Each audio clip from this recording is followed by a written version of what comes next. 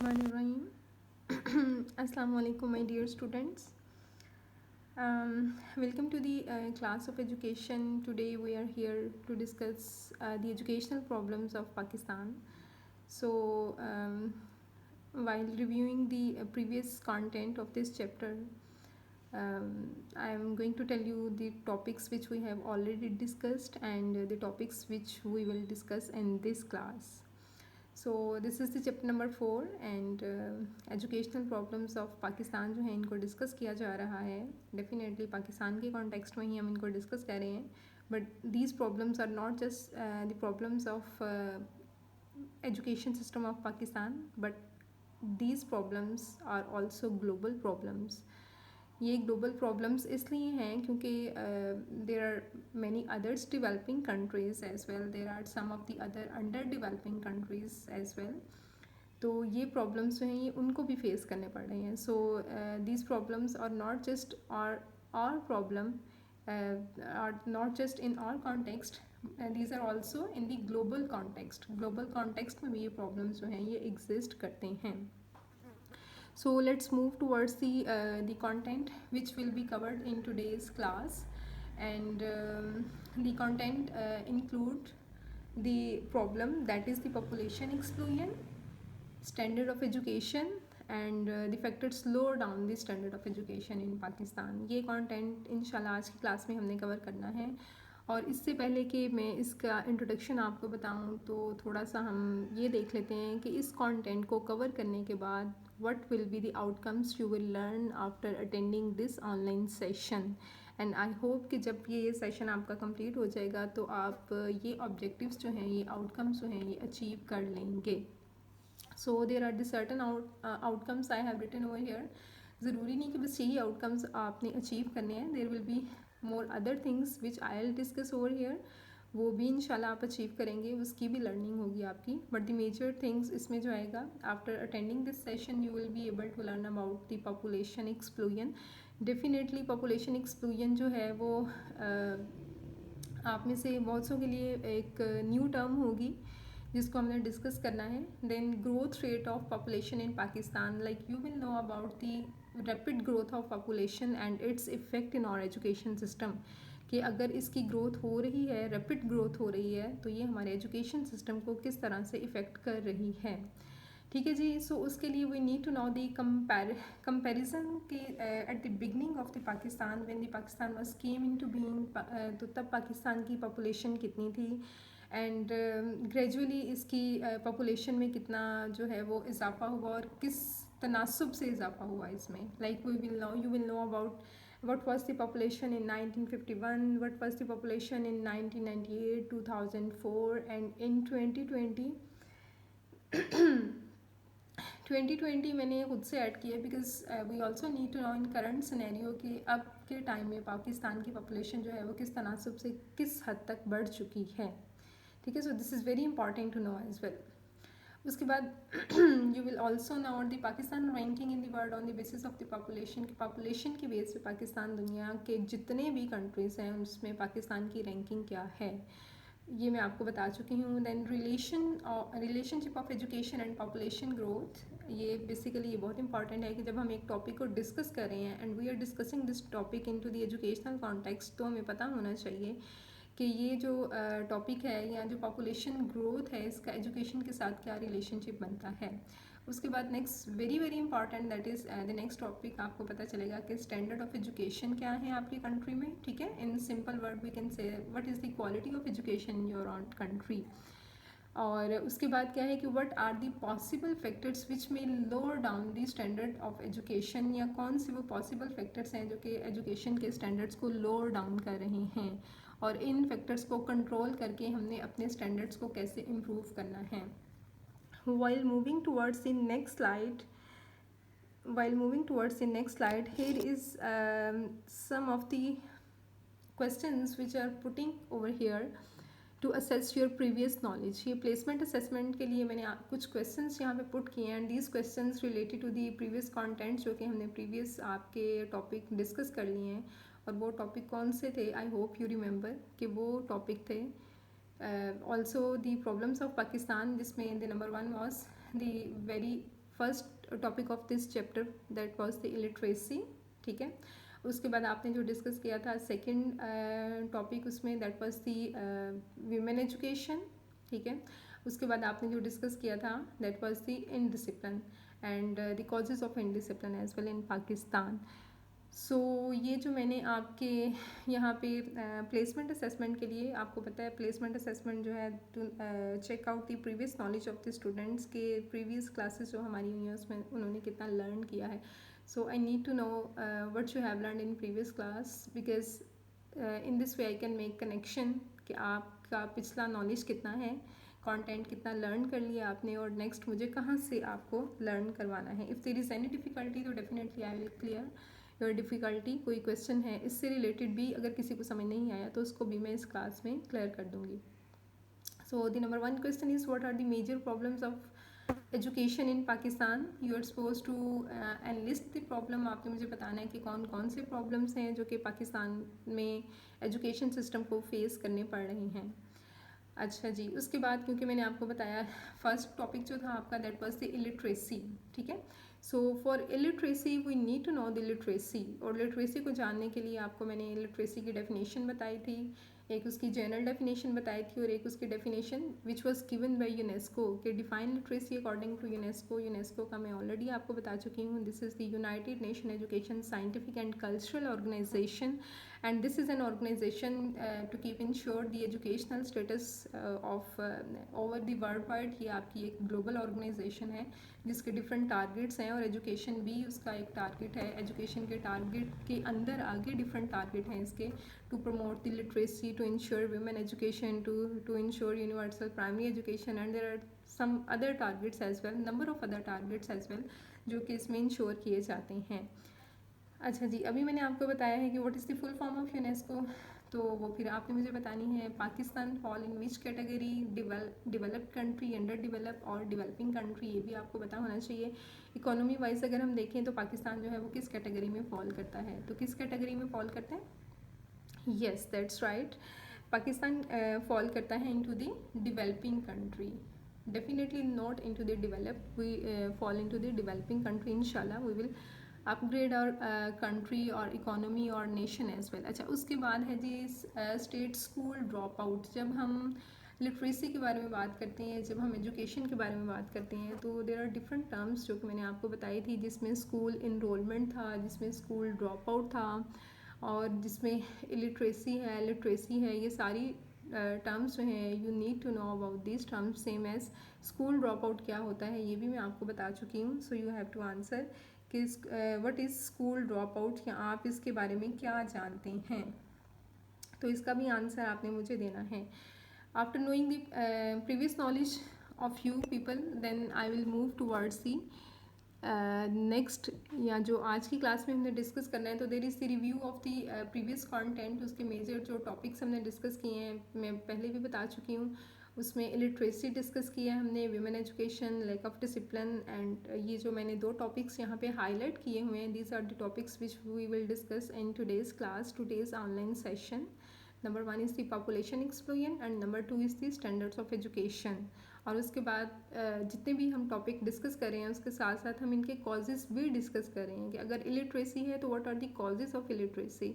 If we are talking about the women education, तो women education क्या है, और वीमेन एजुकेशन जो है अगर उसमें वीमेन लिटरेसी रेशियो अगर हम बात करें तो comparatively that is lower than the male literacy ratio. तो what is the reason behind that, what are the causes कि जो वीमेन एजुकेशन है हम उसके टारगेट्स को अचीव क्यों नहीं कर पा रहे हैं। तो आपको पता ही है कि मतलब हमारे कंट्री में there are some of the reason and causes we have already discussed, और साथ साथ हमने ये भी डिस्कस किया कि इन कॉजेज़ को या इन प्रॉब्लम्स को हम कैसे रिमूव कर सकते हैं। अच्छा जी, एनीवेज अब नेक्स्ट जो है वो पॉपुलेशन एक्सप्लोजन है और स्टैंडर्ड ऑफ एजुकेशन है। So come towards the today's topic that is the population explosion. First come to the terms. Population तो आपको पता है कि हम आबादी को कहते हैं, that is the very simple term. और एक्सप्लोजन की अगर हम बात करें तो एक्सप्लोजन समथिंग आपको उसके टर्म से पता चल रहा है कि it is not conveying the positive meaning. Basically explosion is something के that is the you have massive things you have, कि पॉपुलेशन एक्सप्लोजन के आबादी में तेज़ी से बढ़ता हुआ इजाफा, मुसलसल बढ़ता हुआ इजाफा, और इतनी तेज़ी से बढ़ता हुआ इजाफा कि आप उसको कंट्रोल नहीं कर सकते। इसलिए यहाँ पे जो वर्ड यूज़ किया गया है वो पॉपुलेशन एक्सप्लोजन का वर्ड यूज़ किया गया है। तो जब आप इस टर्म को देखते हैं तो आपको फ़ौरन पता चल जाना चाहिए कि पॉपुलेशन एक्सप्लोजन बेसिकली क्या है, आबादी में बढ़ते हुए इजाफे को कहते हैं। अब हमने देखना है कि ग्लोबल कॉन्टेक्स्ट में और पाकिस्तान के कॉन्टेक्स्ट में जो है वो आबादी में कितना इजाफा हुआ है, किस तनासब से इजाफा हुआ है। अगर हम वैसे देखें सिंपल ग्लोबल कॉन्टेक्स्ट की अगर बात की जाए तो in the start of the 19th century, as all of you know we are into the 21st century. तो 19th सेंचुरी अगर हम बात करें तो तब जो दुनिया की आबादी थी इट वाज अबाउट 600 जो दुनिया की आबादी थी इट वाज अबाउट 160 करोड़। कितनी थी? 160 करोड़ थी। लेकिन 19 by the end of the 19th century अगर हम बात करें 20th सेंचुरी के स्टार्ट में, तो जो दुनिया की आबादी थी वो 600 करोड़ हो चुकी हुई थी। और अगर इसी तरह से आबादी में इजाफा होता रहा तो आने वाले सालों में जो दुनिया की आबादी है वो इस हद तक बढ़ जाएगी कि उसको कंट्रोल करना मुश्किल हो जाएगा। And we are going to face massive shortage of resources in every sector. जो भी कंट्रीज़ हैं वो उसको फेस करेंगे अगर आबादी में इसी तरह से इजाफा होता रहा। Now comes towards the in our context, Pakistan के कॉन्टेक्स्ट में हम थोड़ी सी बात कर लेते हैं। तो at the time of emergence के जब पाकिस्तान जो है when Pakistan was came into being, तो उस वक्त जो हमारी आबादी थी वो बेसिकली 3 करोड़ और 25 लाख थी। मैंने यहाँ पे मेंशन किया हुआ है, आप ये देख लें। और पाकिस्तान कब जो है वो बना था, डेफिनेटली सबको पता है, एज आपका जो मंथ चल रहा है वो भी आज़ादी का महीना चल रहा है, 1947, 14 अगस्त 1947। और उस वक्त पाकिस्तान की आबादी कितनी थी, मैं फिर इसको रिपीट कर रही हूँ, 3 करोड़ 25 लाख थी। अच्छा, नेक्स्ट 1951 में जब देखा गया तो पाकिस्तान की आबादी 3 करोड़ 37 लाख हुई। फिर 1998 में देखा गया तो ये आबादी जो है वो 14 करोड़ 50 लाख हो गई। ठीक है, 3 करोड़ से 14 करोड़, देख लें कहाँ हमने उसको जंप आउट किया है। उसके बाद है जी 2020 में अगर हम आबादी की बात करते हैं तो अब हमारी आबादी जो है वो 22 मिलियंस हो चुकी हुई है। कितनी हो चुकी है? 22 मिलियंस हो चुकी हुई है। like this is the massive growth, this is the very rapid growth, this is the very drastic growth in population of Pakistan as well. और इसलिए पाकिस्तान जो है अब वो वर्ल्ड वाइड अगर हम देखा जाए तो मोस्ट पॉपुलेटेड कंट्री में पहले जो 10 कंट्रीज़ हैं पाकिस्तान का वहाँ 6 नंबर आता है, 6 नंबर आता है। इससे पहले अगर हम बात करते हैं कि पाकिस्तान इससे पहले जो है वो किस नंबर पे था, या 2004 में अगर हम बात करते हैं तो पाकिस्तान जो था बेसिकली लाइक जब इसका 1951 में जब देखा गया तो तब पाकिस्तान बेसिकली 14वें नंबर पे था। लेकिन अगर हम अब बात करते हैं तो अब पाकिस्तान 6ठे नंबर पे आता है ऑल ओवर द वर्ल्ड जो मोस्ट पॉपुलेटेड कंट्री हैं। सो इससे आपको आइडिया हो गया होगा कि हमारी जो आबादी है या जो हमारी पॉपुलेशन है वो किस तनासब से बढ़ रही है। अच्छा जी ये तो हमने डिस्कस किया कि एजुकेशन पॉपुलेशन एक्सप्लोजन को हमने डिस्कस किया, that is the rapid increase in the population, इसको हमने डिस्कस किया। Now we need to know that what is the relationship of population with education, के पॉपुलेशन ग्रोथ का एजुकेशन के साथ क्या रिलेशनशिप बनता है। तो सबसे पहले तो मैं ये क्वेश्चन करूँगी आपसे कि आप मुझे ये बताएं कि is there any relationship of population growth या increase in population with education, कि इनका आपस में कोई रिलेशनशिप बनता है कि नहीं बनता।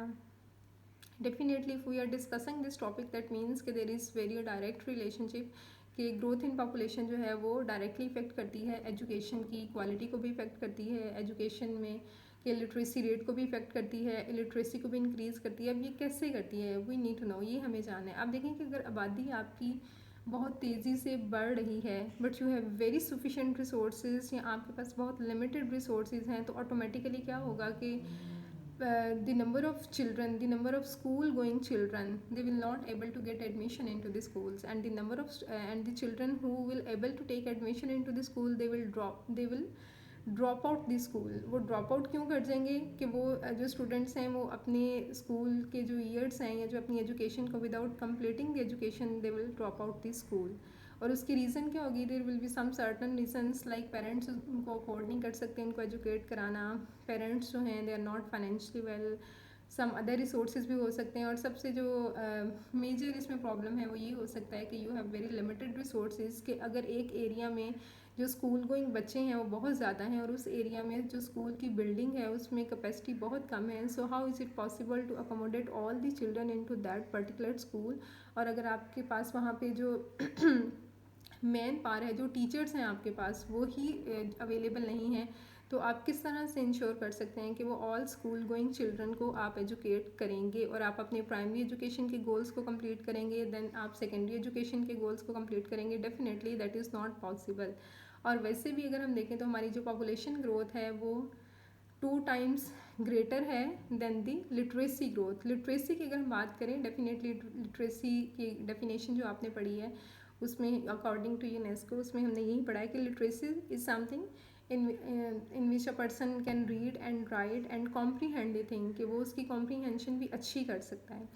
लेकिन आप ये देखें कि हमारा जो लिटरेसी रेशो है by the year of 1970 to 2004 21 से 51% तक इंक्रीज़ हुआ है। 51 that is the half of the 100, के 100 के हाफ पे हम जो हैं वो फॉल करते हैं। लेकिन अगर करंट सिनेरियो की अगर हम बात करें तो डेफिनेटली आपका राउंड अबाउट 60 आपका लिटरेसी रेशो जो है वो आपकी हो चुकी हुई है।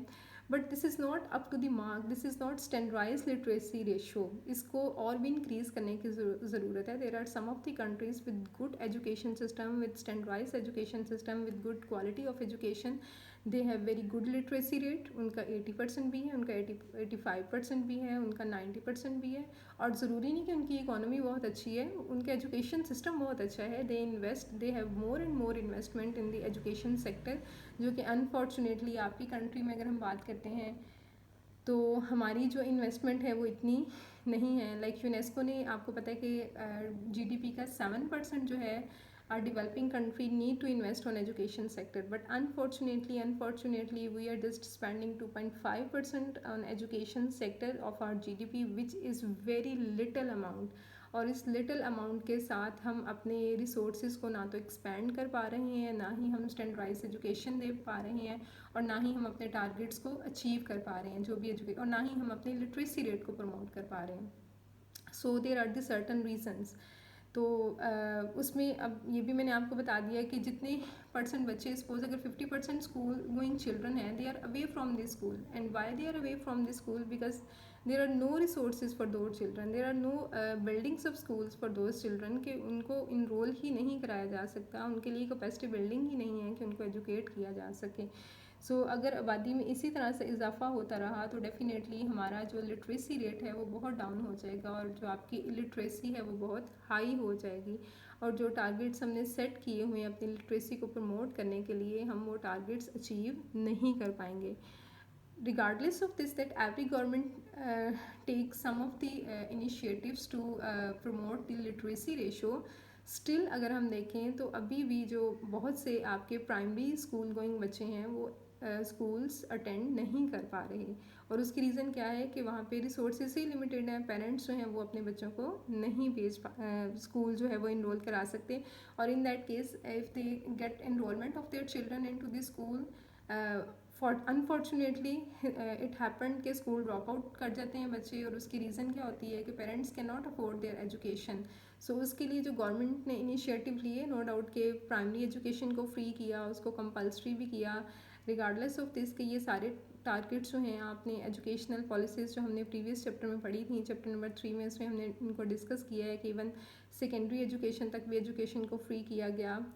जो लेकिन समटाइम्स क्या होता है कि अब अगर हम देखें तो आपकी जो प्राइवेट इंस्टीट्यूट्स हैं या प्राइवेट स्कूल्स हैं, गवर्नमेंट स्कूल्स हैं, गवर्नमेंट स्कूल्स तो सम अफोर्डेबल हैं, बट प्राइवेट स्कूल्स जो हैं those are not affordable for the children, कि सारे पेरेंट्स जो हैं वो अपने बच्चों को प्राइवेट स्कूल्स में इनरोल करा सकें। सो अगर हम अब की बात करें तो एजुकेशन बेसिकली जो है वो एक बिज़नेस इंडस्ट्री बन चुकी हुई है। So this is the reason कि एजुकेशन एक्सपेंसिव होने की वजह से एजुकेशन फॉर ऑल के जो गोल हैं वो भी हमारे अचीव नहीं हो पा रहे। because only those parents get enrolled to their children into the schools who can afford the fee structure of the schools. और बहुत सारे पेरेंट्स ऐसे हैं जो कि जस्ट अपने बच्चों की अगर बेसिक नीड्स पूरी करते हैं तो वो उनकी जो सेकेंडरी नीड्स आती हैं वो उनको फुलफ़िल नहीं कर पाते. उसकी रीज़न क्या होती है? उसकी रीज़न उनके लिमिटेड फाइनेंशियल रिसोर्सेज होते हैं. उसकी रीज़न जो है उनका a large number of family members होते हैं and only 1 or 2 persons who just have the earning hands for all the members. So that is not possible to handle, that is not easy to handle the things कि आप education के जो targets हैं उनको achieve कर पाएँ. अच्छा जी, नेक्स्ट अगर हम बात करें तो जो नेक्स्ट हमारा टॉपिक है वो भी बहुत इंपॉर्टेंट टॉपिक है, that is the standard of education. Standard of education की हम बात करें तो स्टैंडर्ड का मैंने आपको बताया कि हम किसी चीज़ की क्वालिटी के बारे में बात करते हैं.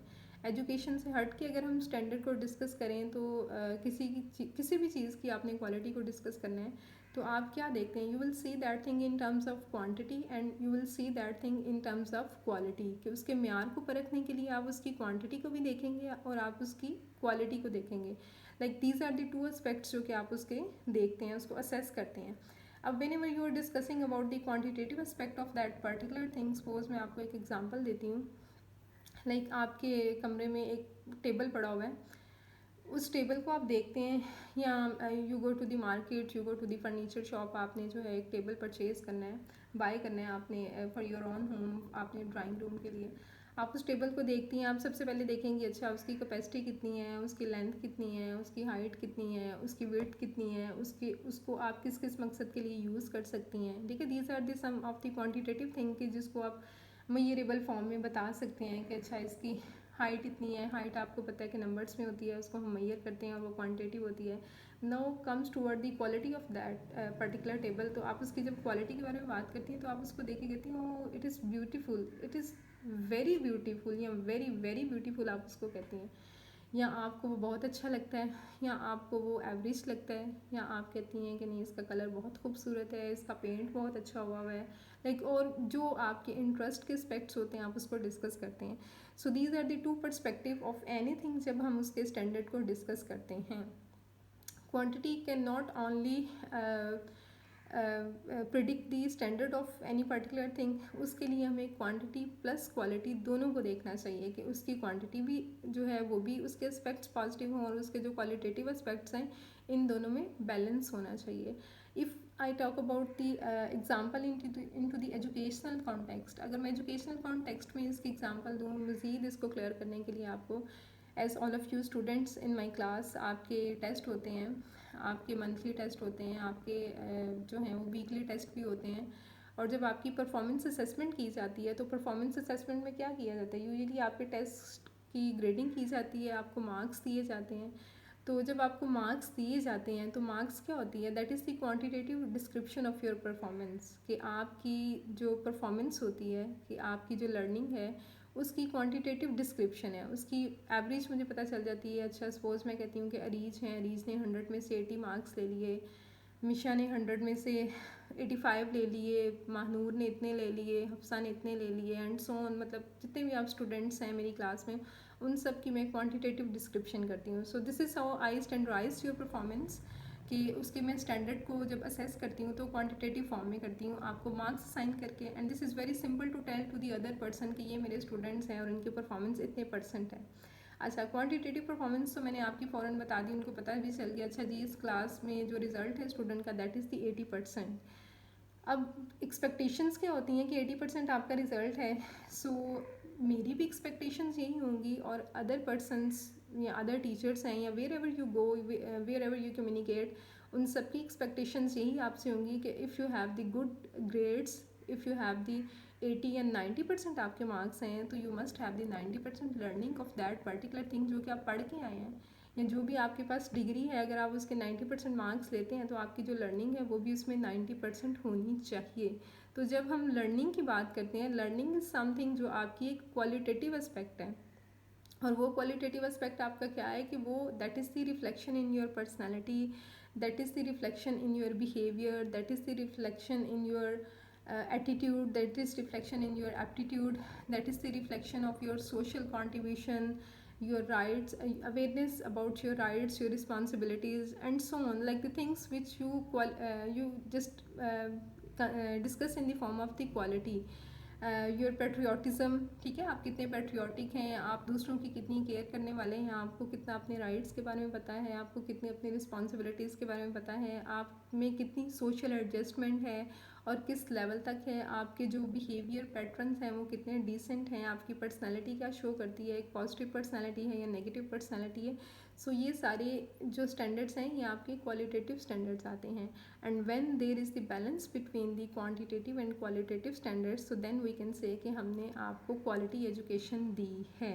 ठीक है, ये मैंने आपको बड़ी एक सिंपल एग्जांपल दिया है इस चीज़ को अंडरस्टैंड करने के लिए कि जब हम स्टैंडर्ड ऑफ एजुकेशन की बात करते हैं तो इसका क्या मतलब है। इसका मतलब सिर्फ ये नहीं है कि कोई इदारा जो है वो अपने बच्चों को डिग्री दे देता है, 90% मार्क्स दे देता है, लेकिन उस इदारे के जो बच्चे हैं या उस इदारे के जो graduates when they go into the practical life या जब वो जॉब के लिए जाते हैं तो डिग्री तो उनके पास होती है but they don't have the learning, they don't have the balance with their understanding, they don't have the good personality कि जो रिफ्लेक्शन कर सके उनकी डिग्री की, तो उस वो आपकी जो है वो क्वालिटी एजुकेशन नहीं होगी, वो आपके स्टैंडर्ड ऑफ एजुकेशन नहीं होंगे। ठीक है, सो इन चीज़ों के दरमियान बैलेंस क्रिएट करना चाहिए और बैलेंस क्रिएट होना चाहिए। इसीलिए तो आपको जब पढ़ाया जाता है, सपोज मैं भी अपने स्टूडेंट्स को जब whenever I teach to my students, तो जो बेसिक मेरा फोकस होता है अपने स्टूडेंट्स के लिए वो यही होता है, I just not meant to come in to the class to make you learn the particular content जो कि मैं आपको पढ़ाती हूँ,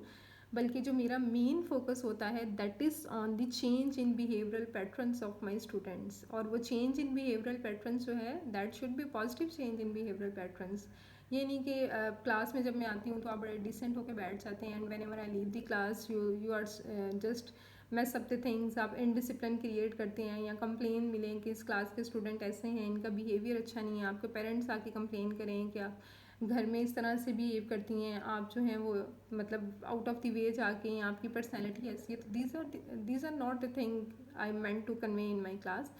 ये सारी चीज़ें क्या हैं कि ये आपके बिहेवियरल पैटर्न में पॉजिटिव फॉर्म में होनी चाहिए। So this is the thing कि इसको हम क्या कहते हैं, क्वालिटी ऑफ एजुकेशन कहते हैं कि you are not just suppose to take the good marks, you are also suppose to have the good learning, you are also supposed to have the good personality, you are also supposed to have the good communication skill, because whenever you will go to will step towards the practical life और आप उसमें job के लिए जब जाते हैं तो उसमें ये नहीं देखा जाएगा कि अच्छा जी, डेफिनेटली डिग्री तो देखी जाएगी, जब आप अपनी 90% मार्क्स वाली डिग्री पकड़ाती हैं ना पैनल को, तो वो panel they will have the high expectation, उनकी एक्सपेक्टेशंस इतनी हाई हो जाती हैं कि वो आपसे 90% वाले ही क्वेश्चंस करेंगे।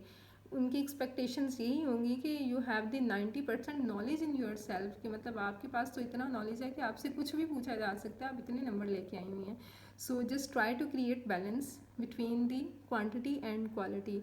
और यही चीज़ें जो हैं ये किसी भी कंट्री के स्टैंडर्ड ऑफ एजुकेशन को अपग्रेड करती हैं कि वहाँ पे क्लैरिटी होनी चाहिए, वहाँ पे मोनोपली नहीं होनी चाहिए, वहाँ पे अनफेयर मीन्स का यूज़ नहीं होना चाहिए, वहाँ का जो सिस्टम है वो बहुत क्लियर होना चाहिए, and so there are so many things which we can discuss in to the standard of education.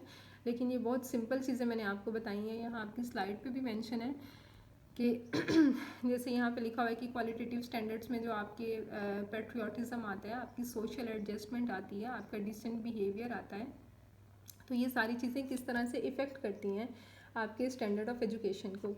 अच्छा, अब बड़ी सिंपल सी बात है, हम स्टैंडर्ड ऑफ एजुकेशन की बात कर रहे हैं तो हम अगर अपने कंट्री के स्टैंडर्ड ऑफ एजुकेशन की बात करते हैं या क्वालिटी ऑफ एजुकेशन की बात करते हैं, तो आपको पता होगा कि डेफिनेटली स्टैंडर्ड को हम 3 लेवल्स पे बेसिकली असेस करते हैं, और वो जो 3 लेवल्स हैं, दो 3 लेवल्स आर, उसमें आप ये कहते हैं कि या तो स्टैंडर्ड्स जो हैं they are going towards the improvement, कि उसमें इम्प्रूवमेंट की ज़रूरत है, कि स्टैंडर्ड्स आर इम्प्रूविंग, या हम कहते हैं कि आपके स्टैंडर्ड्स जो हैं वो जैसे थे वैसे ही हैं, स्टैटिक हैं, परमानेंट हैं, कंसिस्टेंट हैं, या फिर आप क्या कहते हैं कि आपके जो स्टैंडर्ड्स हैं दे आर लोअरिंग डाउन, कि वो कम हो रहे हैं, वो डाउन जा रहे हैं। ठीक है, दीज आर द 3 थिंग्स। अब generally speaking while talking about the current scenario of education system in Pakistan, अगर हम अब बात करते हैं तो आपने सुना ही होगा ना आप, मतलब कि अब हमारा एजुकेशन सिस्टम पहले कैसा था और अब कैसा है, तो इसके भी 2 पर्सपेक्टिव हैं। एक तो ये पर्सपेक्टिव है कि अब डेफिनेटली बहुत ज़्यादा इनोवेशन आ चुकी हुई हैं, आपका जो एजुकेशन है वो बहुत टेक ओरिएंटेड हो चुकी हुई है। अभी भी डेफिनेटली जो हमारा सेशन चल रहा है to educate to you people, उसमें मैं टेक्नोलॉजी का यूज़ कर रही हूँ। So this is the innovation in education. तो ये एक प्लस पॉइंट है। This is the improvement in education system as well, कि अब टीचर्स की ट्रेनिंग भी कराई जा सकती है, उसमें टेक्नोलॉजी को यूज़ किया जाता है, डिफरेंट एविएट्स यूज़ किए जाते हैं, स्ट्रेटजीज़ इंट्रोड्यूस कराई जाती हैं, और मतलब डिफरेंट वेज हैं जिसमें एजुकेशन को बहुत तरीक़ों से अपग्रेड किया गया है, नई नई चीज़ें इंट्रोड्यूस कराई जा रही हैं, स्टूडेंट्स को भी बताया जा रहा है। But on the other hand अगर हम देखते हैं तो education is sometimes lowering down it's standards. वो कहाँ पे है? वो वहाँ पे आता है जहाँ पे आपकी मोनोपोली आती है, जहाँ पे आपके अनफेयर मीन्स आते हैं, जहाँ पे फेवरेटिज्म आता है। सपोज बड़ी सिंपल सी बात है, स्टूडेंट्स को हमेशा ही कंप्लेन होती है अपने टीचर से, मोस्टली स्टूडेंट्स को होती है। स्टूडेंट्स क्या कहते हैं जी, मिस फ़लाँ स्टूडेंट उसको बड़ा फेवर करती हैं, मिस तो बहुत बाइस्ड हैं, मिस तो जो जिसकी जो डिज़र्व करता है उसको उतने मार्क्स नहीं देती, बल्कि जिसको वो खुद पसंद करती हैं या जो जिससे वो काम कराती हैं। मतलब एक जनरली स्पीकिंग ये एक मतलब एक जनरल ओपिनियन मैं आपको दे रही हूँ, this is not specifically as well, and definitely I am not that type of teacher. I just focus on the performance of the students. Whatever you put into your papers, you get the marks according to your learning, according to your performance, particular performance, regardless of any favoritism. तो इसमें कहाँ क्या आता है कि जब आप ये देखते हैं ना, तो वहाँ पे क्या होता है कि you are just challenging, you are just discussing the standards of education. तो आप क्या कर रहे होते हैं उस टाइम पे?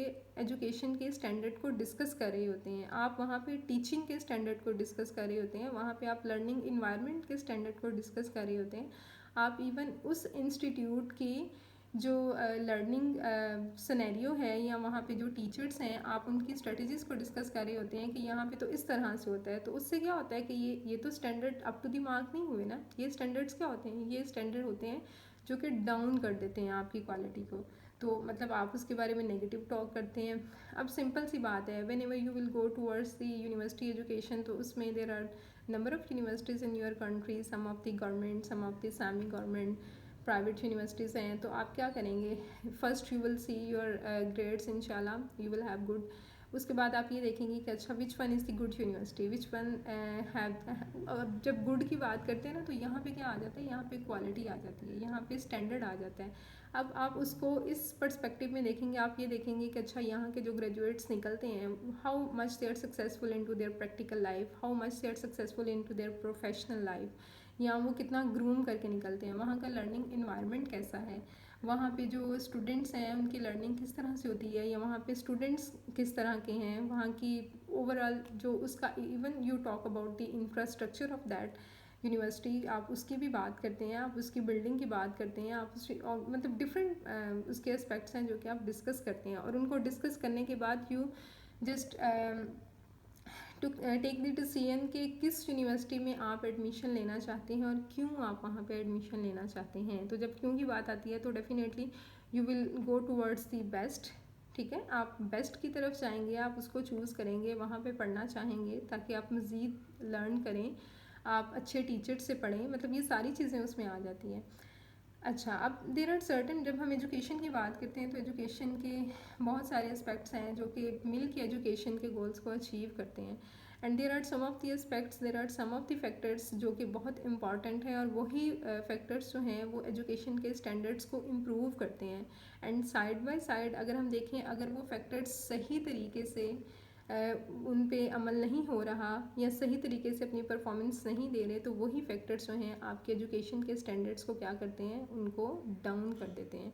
तो उन फैक्टर्स की अगर मैं बात करूँ तो सबसे पहले तो जब हम एजुकेशन की बात करते हैं तो आपको पता है कि education revolve around the teacher, students, curriculum, content, classroom environment, parents, society, ये सारी चीज़ें क्या हैं? These are the components of education. ये सारे क्या हैं? कंपोनेंट ऑफ एजुकेशन है, और इनमें से कोई भी अगर कंपोनेंट अपनी परफॉर्मेंस सही तरीके से नहीं दे रहा तो ये आपके एजुकेशन के स्टैंडर्ड को डाउन कर देगा। While talking about the teachers, अगर हम टीचर्स की बात करें तो teachers play very pivotal role. teachers just making sure the learning of the students into the classroom, and if they are not dutiful, if they are not well committed to their profession, तो वहाँ पे क्या होगा कि वहाँ पे they will least concern towards the students. Suppose मैं कहूँ कि अच्छा being a teacher मैं तो ये सोचती हूँ कि in today's class I need to cover this session, regardless of this मैं ये देखूँ कि अच्छा मिशा ने आज की क्लास में क्या लर्न किया, अरीश ने क्या लर्न किया, महनूर ने क्या लर्न किया, हफ्सा ने क्या लर्न किया, तहरीम ने क्या लर्न किया. रिगार्डलेस ऑफ दिस मैं ये देखूँ कि आप मुझे अटेंटिवली सुन भी रही हैं कि नहीं सुन रहे. रिगार्डलेस ऑफ दिस मैं ये देखूँ कि मैं तो पढ़ाती जा रही हूँ, इनको तो कुछ समझ ही नहीं आ रही. रिगार्डलेस ऑफ दिस कि मैं ये देखूँ कि you have number of questions और मैं कहूँ कि नहीं, you are just silent, keep silent, you are not suppose to ask any question. कि ये सारी चीज़ें अगर मैं एक साइड पे रख के आपको पढ़ाती जाऊँ तो what does it mean? That means कि I am not conveying the true meaning of education. कि मैं आपको लर्निंग नहीं दे रही, मैं क्या कर रही हूँ, मैं जस्ट कंटेंट एक डिलीवर कर रही हूँ जो कि यूनिडायमेंशनल है, जो कि वन साइडेड है, कि मैंने डिलीवर कर दिया लेकिन मुझे उसका आउटपुट कुछ नहीं मिल रहा. सो यहाँ पे अगर टीचर्स इस तरह की एजुकेशन देंगे, इस तरह की टीचिंग करेंगे, तो डेफिनेटली आपकी जो क्वालिटी एजुकेशन है वहाँ पे इफ़ेक्ट होगी. वहाँ पे आपकी स्टैंडर्ड ऑफ एजुकेशन क्या होंगे, वो लोअर डाउन होंगे. तो teachers need to be well committed to their profession. They must have inner motivation. They must have good concern with their students, क्योंकि उनके पास number of students होते हैं, and until unless they are not concerned with their students, वो अपने जो teaching goals है, जो उनके लर्निंग ऑब्जेक्टिव्स हैं, जो उनके आउटकम्स हैं, वो उनको अचीव नहीं कर सकते. And if the teachers are involved into the favoritism, they are biased, they prefer some of the students over some other students, they discriminate among students. तो ये सारी चीज़ें क्या करती हैं, ये आपकी क्लास के इन्वायरमेंट को ख़राब करती हैं, ये स्टूडेंट्स की लर्निंग इन्वायरमेंट को ख़राब करती हैं. इवन स्टूडेंट्स जो हैं वो कंफर्टेबल फील नहीं करते. स्टूडेंट्स, जिन स्टूडेंट्स को फेवर किया जाता है वो स्टूडेंट्स कंफर्टेबल फील करेंगे, और जिन स्टूडेंट्स को क्रिटिसाइज़ किया जाता है, जिनको क्लास में जो है डीमोटिवेट किया जाता है, जिनको डिस्करेज किया जाता है, they will never get the true meaning of education, they will never get the learning of education. उनकी कभी भी लर्निंग नहीं हो सकती, because until unless students don't get affiliation towards the class, towards the content, towards the teachers, towards the mates जिनके साथ वो बैठे होते हैं, कि वो वहाँ पे अगर बैठे अपनी इम्पॉर्टेंस फील नहीं करेंगे, तब तक जो स्टूडेंट्स हैं वो बेसिकली वो वहाँ पे लर्निंग को भी इंश्योर नहीं कर सकते. सो टीचर्स के बारे में, और उसमें मतलब सारे फॉल्ट टीचर्स के नहीं आते उसमें. डजंट मीन के टीचर्स ऐसे हैं, टीचर्स वैसे हैं. These are the very general thing जो मैं आपको बता रही हूँ कि it happen into the education system, it is happening as well. ये सिर्फ स्कूल लेवल पे, कॉलेज लेवल पे की बात नहीं है, बल्कि यूनिवर्सिटी लेवल तक भी somehow these are being discussed by the students. As I have the experience कि मैंने यूनिवर्सिटी लेवल पे भी जब पढ़ाया हुआ है, मैंने कॉलेज लेवल पे भी पढ़ाया हुआ है, तो ये चीज़ें स्टूडेंट्स डिस्कस करते हैं. और बीइंग स्टूडेंट, जब मैं अपनी स्टूडेंट लाइफ में थी तो हम भी डिस्कस करते थे, जब फलां टीचर जो हैं वो बाइस्ड हैं, फलां से करते हैं. तो उसका मतलब क्या है कि they are least committed towards profession, कि वो प्रोफेशन के लिए जो है उनकी कमिटमेंट या उनकी जो लॉयल्टी है वो 100% नहीं है. और टीचिंग एक ऐसा प्रोफेशन है जिसमें टीचर्स की कमिटमेंट जो है इट डज़ मैटर अलॉट, जिसमें टीचर की जो इनर मोटिवेशन है इट डज़ मैटर अलॉट, जिसमें टीचर्स की जो कंसर्न्स हैं towards the learning of the students, it does matter a lot. और अगर ये नहीं होंगी तो डेफिनेटली आपकी वहाँ पे एजुकेशन की क्वालिटी नहीं होगी. सो उस नेक्स्ट उसमें आता है, अच्छा इसमें ये भी चीज़ आती है. अब देखिए मैं कहती हूँ कि टीचर्स कमिटेड नहीं है, टीचर्स लॉयल नहीं है, टीचर्स जो हैं वो बेसिकली मोटिवेटेड नहीं है, तो उसकी रीज़न क्या है? You should know the reason. अब उसमें सर्टन रीजंस हो सकते हैं. देखिए being a teacher when I join the profession, तो उसमें किसी भी प्रोफेशन को जब आप ज्वाइन करते हैं तो उसके पीछे इंसेंटिव होते हैं. इंसेंटिव आपके जो है मोनेटरी भी होते हैं और नॉन मोनेटरी भी होते हैं. जब सर्वे किया गया तो उसमें देखा गया जो आपके मोनेटरी इंसेंटिव्स हैं वो ज़्यादा मैटर करते हैं as compare to the non monetary. Monetary मैं आपको एक्सप्लेन कर देती हूँ, that is related to the salary, जिसमें आपको सैलरी मिलती है, जिसमें आपको बोनस मिलता है, जिसमें आपको फैसिलिटीज़ मिलती हैं. मतलब in any of the profession अगर हम उसकी बात करें. नॉन मोनेटरी क्या होता है कि you have the status, you have the respect, ठीक है, मतलब उसमें और आपकी सेल्फ सेटिस्फेक्शन होती है, आपका एक मतलब अच्छा लाइफस्टाइल होता है, आपकी एक सिविलाइज्ड या आपकी अच्छी आप स्टैंडर्डाइज लाइफ गुजारे होते हैं, आप एक वर्क प्लेस पे काम करते हैं, वहाँ पे आपको एक्नॉलेज किया जाता है, आपकी रिकॉग्निशन, आपकी सेल्फ रिस्पेक्ट, आपको वैल्यू किया जाता है। तो ये सारी चीज़ें रिलेट करती हैं टीचर्स की कमिटमेंट के साथ, उनकी जॉब सेटिस्फेक्शन के साथ रिलेट करती हैं।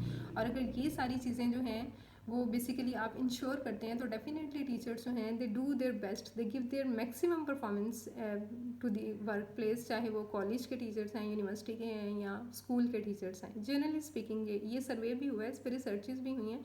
टीचर्स की जॉब सेटिस्फेक्शन पे बहुत ज़्यादा रिसर्चेज हुई हैं और रिसर्चेज यही शो करती हैं कि जिन टीचर्स की जो सैलरी पैकेजेस हैं वो बेसिकली कम हैं, उन टीचर्स की जो जॉब सेटिस्फेक्शन है उनकी लो है।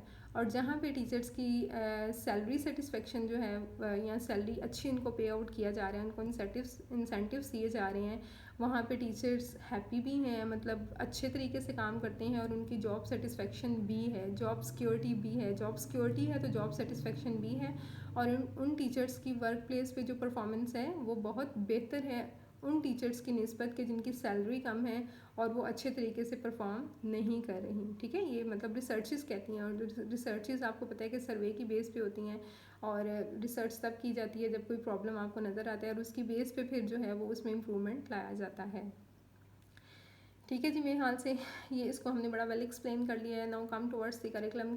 करिकुलम आपको बताया, हमने फर्स्ट ईयर में भी आपको बताया था कि करिकुलम बेसिकली एक वे आउट है जो कि आपको लीड करता है टू अचीव योर डेस्टिनेशन। ठीक है, कि आप डेस्टिनेशन को अचीव करते हैं। अब देखें, सपोज़ आप कहती हैं कि मैंने ग्रेजुएशन करना है, ये सब्जेक्ट रखने हैं, जो सब्जेक्ट आपने रखने हैं तो उसके लिए आपने करिकुलम तो पढ़ना है। तो करिकुलम आपको लीड करता है to achieve your destination, to achieve your objectives. अब यहाँ पे जब हम ऑब्जेक्टिव्स की बात करते हैं कि जो भी पढ़ाना है स्टूडेंट्स को, सपोज़ मैं आपको कुछ पढ़ा रही हूँ, आप ये कहते हैं कि मिस पढ़ाई जा रही हैं और जो हम पढ़ रहे हैं उसका हमें फ़ायदा क्या है। If you think in your mind that means कि you are getting meaningful education, you are getting awareness from the education, जो एजुकेशन आपको दी जा रही है। अगर आप ये सोचते हैं ना कि जो मैं पढ़ रही हूँ उसको मैंने यूज़ कहाँ करना है, तो this is the true meaning of education as well, कि आपका जो करिकुलम है उसकी यूटिलिटी वैल्यू होनी चाहिए, उसकी प्रैक्टिकलिटी वैल्यू होनी चाहिए, उसकी यूज़फुलनेस का आपको पता होना चाहिए। Whatever the discipline you are in, आप मास्टर्स करती हैं, आप जिस भी डिसिप्लिन में जाती हैं, जिस सब्जेक्ट को आप पिक करती हैं, जो कुछ आप पढ़ते हैं आप उसकी यूटिलिटी वैल्यू ज़रूर चेक करें कि in your real life, in your practical life वो आपको कैसे हेल्प आउट करेगी। Like there are number of students who has their degrees, जिन्होंने मास्टर्स किया हुआ है, and when they go out to the professional field, job के लिए जब जाते हैं तो उनको पता चलता है, मतलब some of the degrees even in your own country it doesn't have any value. तो मास्टर्स करने के बाद उन बच्चों को पता चलता है जी इस डिग्री की तो वैल्यू नहीं है।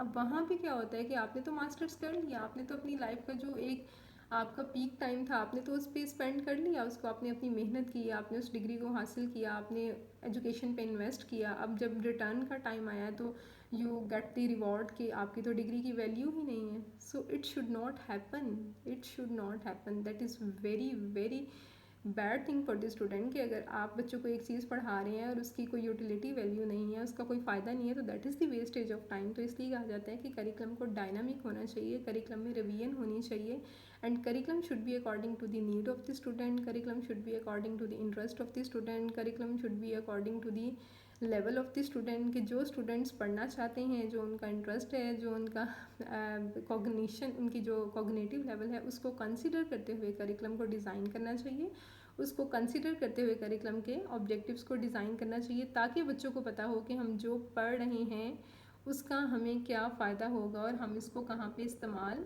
कर सकते हैं, और उसकी उसकी यूज़फुलनेस उसको पता हो। और ये ना हो कि जस्ट आप उनको कंटेंट डिलीवर करे जाएं, बल्कि उस करिकुलम से, उन ऑब्जेक्टिव्स को पढ़ाने से उन स्टूडेंट्स के अंदर जो डिज़ायर्ड क्वालिटेटिव चेंजेस हैं वो भी आने चाहिए। Like they are after having their educational setup के जो एजुकेशन के सेटअप से जब वो गो थ्रू करते हैं, जब वो अपनी डिग्री कंप्लीट करके when they move towards their real life या सोशल लाइफ में जाते हैं, तो उनमें सोशल एडजस्टमेंट होनी चाहिए, उनके गुड बिहेवियर पैटर्न होने चाहिए, उनका डिसेंट बिहेवियर होना चाहिए, उनमें वो अच्छे सिटीज़न होने चाहिए, अच्छे ह्यूमन बींग्स होने चाहिए, पेट्रियाटिक होने चाहिए, रिस्पॉन्सिबल सिटीज़न होने चाहिए। ठीक है, ये सारी चीज़ें जो हैं ये करिकुलम से हम इनकलकेट करते हैं इनटू द स्टूडेंट्स, ना कि हम ये उनको बताएं कि उनको आप रट्टे लगवाते जाएं, जी आज हमने ये पढ़ा था, कल हमने ये पढ़ा है, अब हमने ये पढ़ना है। तो this is not the thing. ये पढ़ना है, इसको क्यों पढ़ना है, इसको पढ़ने से आप में क्या चेंज आएगा, this is the thing we need to consider while delivering the content to the students. तो अगर ये फैक्टर इसको कंसिडर नहीं किया जाएगा तो डेफिनेटली आपके स्टैंडर्ड्स को, एजुकेशन के स्टैंडर्ड्स को लोअर डाउन करेगा। While some of the today's session, जो next point है that is the parents also play very important role in education system as well, because parents का डायरेक्ट लिंक होता है अपने बच्चों के साथ। बच्चे ज़्यादा टाइम जो है वो अपने पेरेंट्स के साथ स्पेंड करते हैं, then they come to the school and educational institutes, and if there is some of the problem with the students, कि अगर कोई बच्चा जो है उसके बिहेवियरल पैटर्न आपको नेगेटिव नज़र आते हैं या उसका डिस्ट्रप्टिव बिहेवियर है, तो उससे क्या है कि until unless teachers do not communicate with the parents, they cannot fix the problem, they cannot know what is the reason behind that problem, और उससे वो उनकी लर्निंग को इंश्योर नहीं कर सकते। ये उन टीचर्स के लिए मैं कह रही हूँ जो कि कंसर्न टीचर्स होते हैं। बहुत सारे टीचर्स ऐसे भी होते हैं कि regardless of this students have disruptive behaviour, वो बच्चों को पढ़ाई जाते हैं, they don't even try to reveal कि कौन से बच्चे जो हैं वो पढ़ रहे हैं, कौन से बच्चे जो हैं वो लर्न कर रहे हैं, कौन से बच्चे नहीं लर्न कर रहे हैं, किसको क्या इशू है, उन इश्यूज़ को कैसे फिक्स करना है, ये सारी चीज़ें वो कंसिडर नहीं करते। But here we need to fix the issue. आप जैसे आपके कॉलेज में एक बहुत अच्छा हमारा सेटअप है, आपको पता है कि CBDC में हम क्या करते हैं, पेरेंट टीचर मीटिंग की जाती है, उसमें जो टीचर्स हैं, क्लास टीचर्स हैं, सब्जेक्ट टीचर्स हैं, वो कम्युनिकेट करते हैं। और आजकल जैसे थ्रू मोबाइल हम कम्युनिकेट करते हैं पेरेंट्स के साथ, अगर कोई बच्चा क्लास अटेंड नहीं करता या उसका कोई इशू होता है। So these are the things कि जहाँ पे पेरेंट्स अपना रोल प्ले करते हैं, लेकिन उसमें कनेक्शन होना चाहिए कि teacher need to get connected with the parents, चाहे वो किसी भी तरीके से कनेक्ट हों, फ़ोन के थ्रू हों, डायरेक्टली हों, या जिस तरह से भी हो सकते हैं, ताकि वो अपने जो स्टूडेंट्स हैं उनकी परफॉर्मेंस को डिस्कस कर सकें पेरेंट्स के साथ, और पेरेंट्स से भी फीडबैक ले सकें कि इनका घर में बिहेवियर कैसा होता है, ये किस तरह से इनका जो लर्निंग इनको करवाई जा रही है, क्या वो लर्निंग वाकई ही रियल लाइफ में इनकी बिहेवियर में चेंज ला रही है कि नहीं ला रही, इसके अलावा इनके क्या प्रॉब्लम्स हैं। तो ये सारी चीज़ें डज मैटर। और अनटिल अनलेस आप जब तक पेरेंट्स से कम्युनिकेट नहीं करेंगे, टीचर्स जो हैं इसको 100% ये नहीं जान सकते कि उनके जो स्टूडेंट्स हैं वो इन रियल सेंस लर्निंग करते हैं कि नहीं करते। Because if I talk about the behaviour of the students in to the classroom, तो क्लासरूम में जो स्टूडेंट्स का बिहेवियर है that is not natural behaviour, because you are sitting in to the formal setting. वहाँ पे आपको पता है कि टीचर आपके सामने है, आप बड़े डिसेंट वे में बैठे होंगे, आप बोलेंगे नहीं किसी से, आप कोई इनडिसिप्लिन वाली कोई एक्शंस नहीं करेंगे, या आप कुछ भी ऐसा नहीं करेंगे जिससे मिस मैनेजमेंट हो। तो डेफिनेटली ये तो एक अच्छी क्लास है ना, गुड क्लासरूम मैनेजमेंट। लेकिन अगर रियल लाइफ में मैं देखती हूँ या मैं आपको प्ले ग्राउंड में देख लेती हूँ, अच्छा ये तो मेरी क्लास की बच्ची है और ये यहाँ पे क्या कर रही है, इनडिसिप्लिन क्रिएट कर रही है, मिस मैनेजमेंट कर रही है, या इसका कम्युनिकेशन स्टाइल जो है वो बहुत ऑड है, नेगेटिव है, या इसकी पर्सनैलिटी ऐसी है, तो ये सारी चीज़ें व्हाट डज इट मीन। इसका मतलब तो ये है ना कि आप में तो कोई चेंज ही नहीं आया। चेंज कहाँ आता है, बस क्लासरूम में आता है जब मिस आपके सामने होती हैं, और जब आप क्लास से बाहर जाते हैं तो there is no any change. तो ये चीज़ जो है इसको हमने रियल लाइफ में डिस्कस करना है कि जो आप पढ़ते हैं आप, वो आपकी रियल लाइफ में आपके लिए कितनी हेल्पफुल होती है, वाकई आप में पॉजिटिव चेंज लेके आती है कि नहीं आती। अच्छा जी, उसके बाद है जी socio economic environment. Socio economic environment जो रिलेट करता है कि आपकी इकनॉमिक कंडीशन कैसी है आपकी कंट्री की, आपकी जो सोशल कंडीशंस हैं वो कैसी हैं वहाँ पे।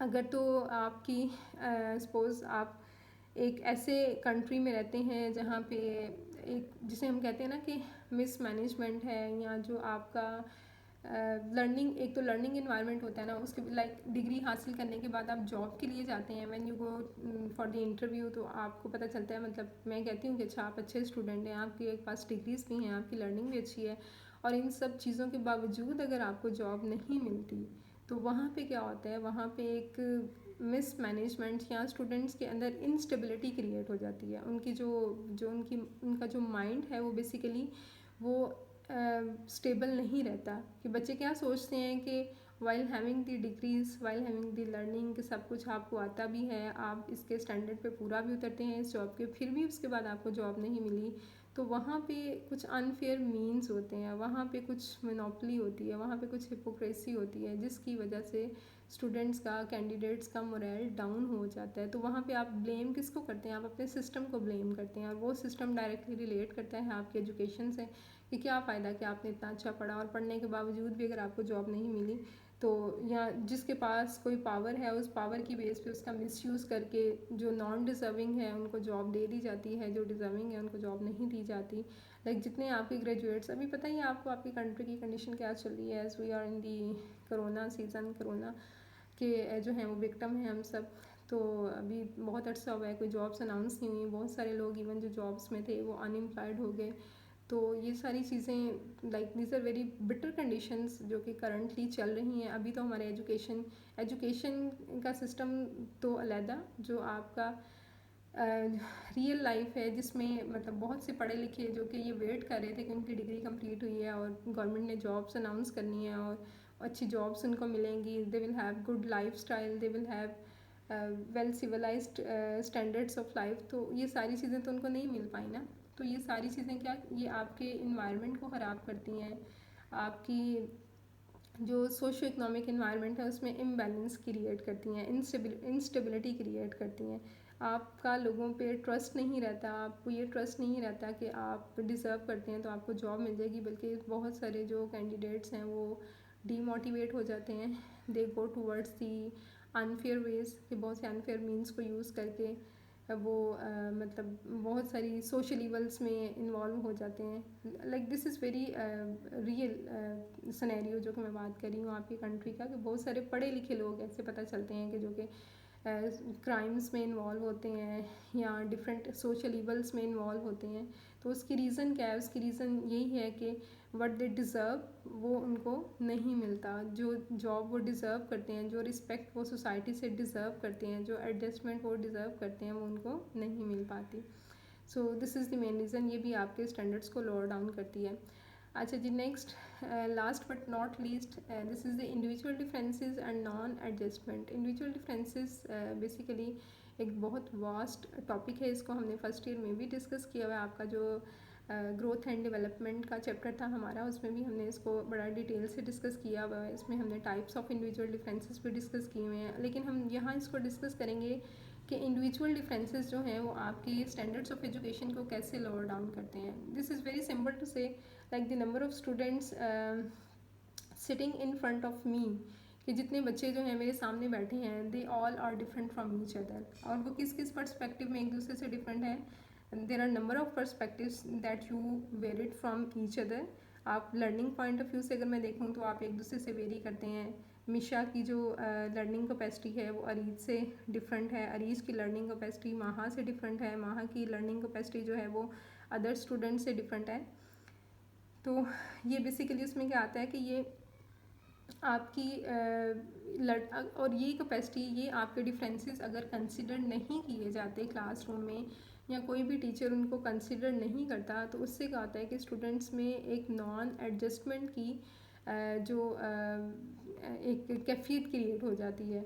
कि सपोज़ मैं ये देखती हूँ कि मैं पढ़ाती हूँ, पढ़ाने से कुछ स्टूडेंट्स को समझ आ जाती है, कुछ को नहीं आती है। मैं एग्जांपल आपको दे रही हूँ, और अब जिनको समझ नहीं आती वो क्वेश्चन भी उनके होते हैं, मैं अगर उनके क्वेश्चन के आंसर भी नहीं करती, तो what does it mean that I am not considering the individual differences in your class. तो ऐसा नहीं होना चाहिए। Every teacher, each and every teacher need to consider the differences in to the class, कि आपकी क्लास में average students भी हैं, आपकी क्लास में बिलो एवरेज भी हैं, आपकी क्लास में अच्छे स्टूडेंट्स भी हैं, आपके स्लो लर्नर भी हैं, आपके वो स्टूडेंट्स भी हैं जो कि चीज़ों को जल्दी पिक कर लेते हैं। तो our teacher need to ensure each and every student के उसकी लर्निंग जो है वो 100% तक हुई है कि नहीं हुई। इन दैट केस अगर बच्चों की नहीं होती तो आप उनको दोबारा पढ़ाएं, आप उनको दोबारा क्लियर कराएं। अगर फिर भी नहीं होती, you need to give the personal attention to the student. It can be outside the classroom, it can be any other time, it can be on your mobile. अब तो मोबाइल के थ्रू भी क्योंकि लर्निंग हो रही है, through technology learning हो रही है, तो किसी भी तरीके जो है आप उनको टाइम दे के आप उनके प्रॉब्लम्स को फिक्स कर सकते हैं। आप उनके डिफरेंसेस को कंसिडर करते हुए आप उनकी लर्निंग को बेहतर बना सकते हैं। तो जब आप इंडिविजुअल डिफरेंसेस को कंसिडर करते हैं तो डेफिनेटली उसमें क्या होता है कि स्टूडेंट्स की वेल एडजस्टमेंट होती है, कि सारे स्टूडेंट क्लास में बैठे हैं। ये नहीं कि जो सिर्फ मतलब सपोज़ कोई अच्छा बच्चा है वो जल्दी से लर्न कर लेता है, तो वो तो क्लास में उसको बड़ी खुशी होगी कि मिस आई हैं आज क्लास लेनी है उन्होंने, मुझे तो आता है सारा कुछ। और एक ऐसा बच्चा जिसने लेसन लर्न नहीं किया या उसको समझ भी नहीं आया था, वो यही दुआ कर रहा होगा आज हमारी क्लास ना हो, अगर टेस्ट है तो आज मिस ना आए। This is very real matter with the students. तो उसकी रीज़न क्या है कि जी उस टीचर को तो पता ही नहीं है कि इस बच्चे ने अगर लर्न नहीं किया तो उसकी रीज़न क्या है। तो जब तक ये नहीं पता होगा तो वो बच्चा तो फिर नालायक कंसिडर किया जाएगा ना, और नालायक कंसिडर किया जाएगा तो उस पर टैग लगा दिया जाएगा। तो this is not the way, that is the difference of that student with other students, जो कि कंसिडर करने की ज़रूरत है। आई नीड टू इंश्योर कि उस स्टूडेंट की लर्निंग अगर हुई है तो क्यों नहीं हुई, और उसकी रीज़न क्या है, और उस रीज़न को कैसे फिक्स किया जा सकता है। ये आगे बहुत लंबी इसकी भी डिबेट हो जाती है इंडिविजुअल डिफरेंसेस की, क्योंकि ये भी एक बहुत लंबा टॉपिक है। एनीवेज इन कॉन्टेक्स्ट को जो हमने इन फैक्टर्स को जो हमने डिस्कस किया वो बेसिकली आपकी एजुकेशन के स्टैंडर्ड्स के कॉन्टेक्स्ट में डिस्कस किया है। और ये सिर्फ आपके लोकल पर्सपेक्टिव में नहीं आता, ये ग्लोबल पर्सपेक्टिव में भी ये फैक्टर्स जो हैं वो मैटर करते हैं इन ऑल दोज कंट्रीज़ जो कि अंडर डेवलपिंग कंट्रीज़ हैं, जो कि डेवलपिंग कंट्रीज़ है लाइक पाकिस्तान। ये सारे फैक्टर्स जो हैं उसमें मैटर करते हैं। ये जैसे इंडिविजुअल डिफरेंसेस का ना, जैसे आजकल एक कॉन्सेप्ट चल रहा है that is the inclusive education. ठीक है, इंक्लूसिव एजुकेशन का मतलब ये होता है कि जिसमें आपके पास डिफरेंट नंबर ऑफ़ स्टूडेंट्स होते हैं विद डिफरेंट एबिलिटीज़ होते हैं। तो इसका मतलब ये नहीं है कि आप स्टूडेंट्स को डिस्क्रिमिनेट कर देते हैं कि ये हाई अचीवर्स हैं, ये लो अचीवर्स हैं, और ये मीडियोकर्स हैं, और ये बिलो एवरेज हैं, तो इस तरह से करके आप उनको पढ़ाते हैं। बल्कि आप सबको कंसिडर करते हैं by considering the different abilities of the students. आप सबको एक ही ग्राउंड पे डील करते हुए आप उनकी नीड्स एंड रिक्वायरमेंट्स पूरी करते हैं, जिससे किसी को कोई कॉम्प्लेक्स ना हो, किसी से कोई ये ना सोचे कि ये तो हाई अचीवर है, मिसेस को फेवर करती हैं, और फेवर करना भी नहीं चाहिए। You should deal the students on equal grounds, ताकि आप उनकी इक्विटी और इक्वालिटी पे बिलीव कर सकें। ओके जी, thank you very much. While summing up today's online session, discussion जो है वो आपसे आज के टॉपिक्स के बारे में ही होगी कि पॉपुलेशन एक्सक्लूजन आज हमने पढ़ा, स्टैंडर्ड्स ऑफ एजुकेशन पढ़ा, तो आपने इसके बारे में क्या लर्न किया है, और करंट सिनेरियो में ये चीज़ें कहाँ जो हैं वो फॉल करती हैं अब के, कि अब आपके standard of education lower down हुए हैं, इम्प्रूव हो रहे हैं, या जैसे थे वैसे ही हैं। ये हमारी डिस्कशन होगी। और उसके बाद क्वेश्चन आंसर्स होंगे, वो भी related to the current session ही होंगे कि पॉपुलेशन एक्सप्लोजन से आपको क्या पता चला है, पाकिस्तान की रैंकिंग क्या है, और how physical facilities lower down the standard of education.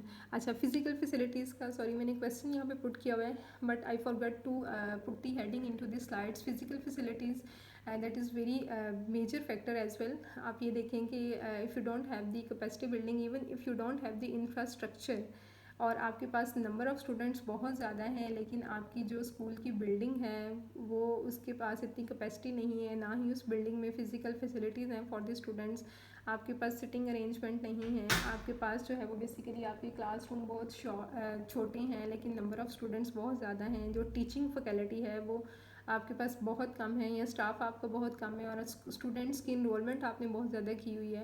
Like एक स्कूल में जो बेसिक चीज़ें हैं वो स्टूडेंट्स को प्रोवाइड नहीं की जा रही, तो उससे क्या होगा कि उससे भी आपके स्टैंडर्ड लोअर डाउन हो जाते हैं। लाइक सपोज मैं कहूँ कि अच्छा मेरी क्लासरूम तो छोटा सा है, और मेरी क्लास में जो स्टूडेंट्स की इनरोलमेंट है वो 90 students are sitting in front of me, then how is it possible if I conduct any activity in my class to ensure to involve all the 90 students into that particular activity and to ensure the outcome and learning of that activity, that is not possible। तो उसके लिए proper planning की ज़रूरत होती है कि अगर इतनी लार्ज क्लास है तो you need to split down the class into equal halves, और फिर उसके अकॉर्डिंग आप स्टूडेंट्स की जो इन्वॉल्वमेंट है कराएं, आप एक्टिविटी को उस तरह से डिज़ाइन करें ताकि सब स्टूडेंट्स की लर्निंग हो।